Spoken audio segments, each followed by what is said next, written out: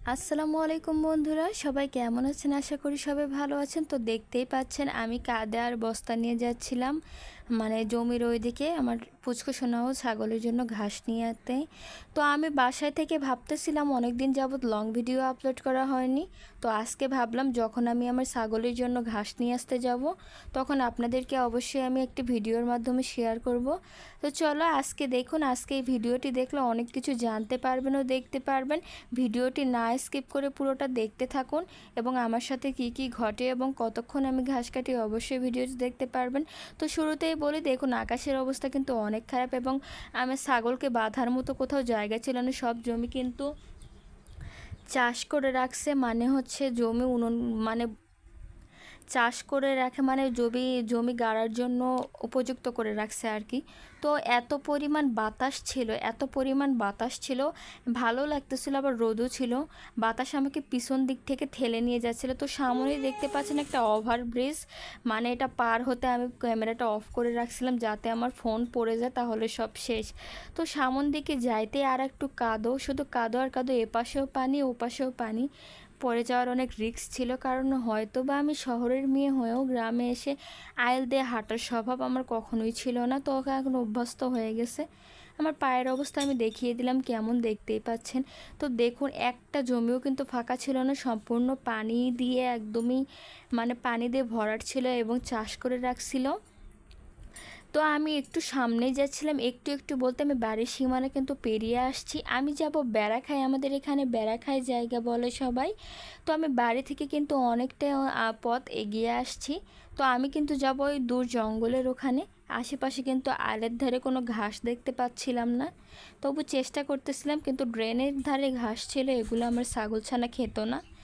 দেখুন এটা কিন্তু বিলের মতো লাগতেছিল, কত সুন্দর কচুরিপানা আর সাথে ছোট ছোট মাছ ছিল। আমি দেখানোর চেষ্টা করতেছিলাম কিন্তু আপনারা দেখতে পারবেন না, এত পরিমাণ ছোট, ক্যামেরায় ধরাই দিচ্ছিল না। তো আমি যাইতে যাইতে ভাবতেছিলাম আজকে এই লজিকটা দিয়ে ভিডিও নিলে হয়তো আপনারা কি মনে করবেন আমি তা জানি না, কিন্তু আমার কাছে আজকে ভিডিওটা অনেক সুন্দর লাগছে অনেক। তো আমি আবারও বস্তা নিয়ে দেখাই দিচ্ছিলাম পরিশ্রম করতে কি করতে হয় আর কি। আমার শুধু ছাগল ও ছাগল ছানার জন্য আমি এতটুকু পরিশ্রম করি। মানুষের যেমন একবেলা ভাত না খেলে হয় না, ছাগলেরও তেমন। আমরা পশু পাখির ভিতর থেকে বিভেদ আর কি। এক কথায় বলতে গেলে কিন্তু গ্রামের দৃশ্যটা অনেক সুন্দর, দেখতেও ভালো লাগে এবং হাঁটতেও ভালো লাগে। তো দেখতেই পাচ্ছেন ওইদিকে বিছন, আমাদের ভাষায় যে কচি গাছগুলোকে বিছন বলা হয়, ধানের গাছের জন্য উপযুক্ত আর কি।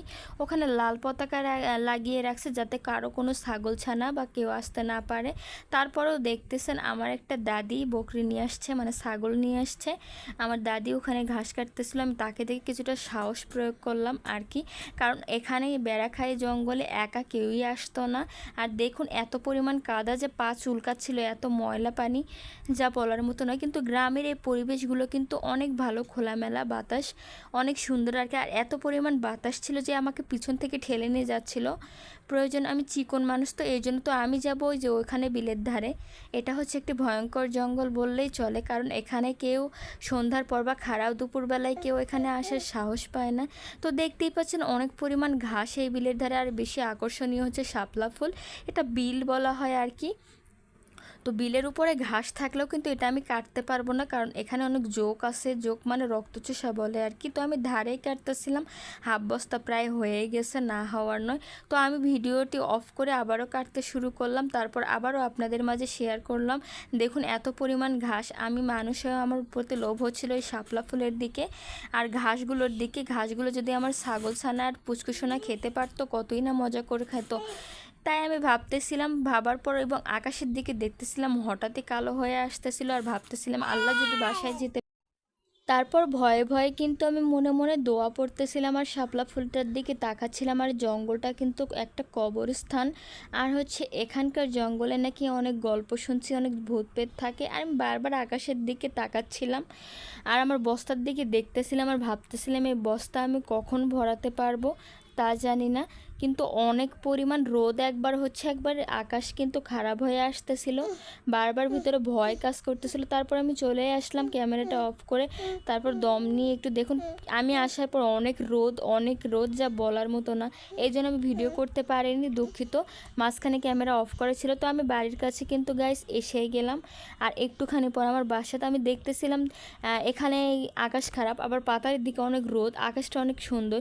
তো গাইস আমি বাসায় এসে গেলাম। ফাইনালি বাসায় এসে দেখি সব কিছু এলোমেলো হয়েছে। আর আমার ছাগল ও পুচকুসোনা কিন্তু এখানে চুপ করে বসে আছে। পুচকুসোনা কিন্তু ক্যারেটের ভিতরে ঘাসের ওপর বসেছিল। তো আমি ঘাসগুলো আমার বাসার গরুকে দিয়ে দিলাম। গরুকে দেওয়ার পর আমি আমার বস্তার থেকে আমার পুচকুসোনা ও তার মার জন্য আমি ঘাস উঠায় নিচ্ছিলাম। ঘাস উঠায় নিয়ে আমি আমার পুচকুসোনার সামনে নিয়ে যাচ্ছিলাম। তো আমি ভাবতেও পারিনি আমার পুচকুসোনা এগুলো ঘাস এত মজা করে খাবে এবং তার মা এত মজা করে খাবে, আমি ভাবতেও পারিনি। তো সবাই ভালো থাকবেন। ভিডিওটি কেমন লাগলো অবশ্যই কমেন্ট বক্সে জানাবেন। তো ভিডিও শেষে আমি একটা কথা আরেকবার মনে করে দিই, সবাই লাইক ও সাবস্ক্রাইব করবেন এবং পাশে থাকা বেল আইকনটিতে আইকন চাপ দিয়ে এবং অল লিখে রাখবেন। তো সবাই ভালো থাকবেন, সুস্থ থাকবেন। আল্লাহ হাফেজ, টাটা।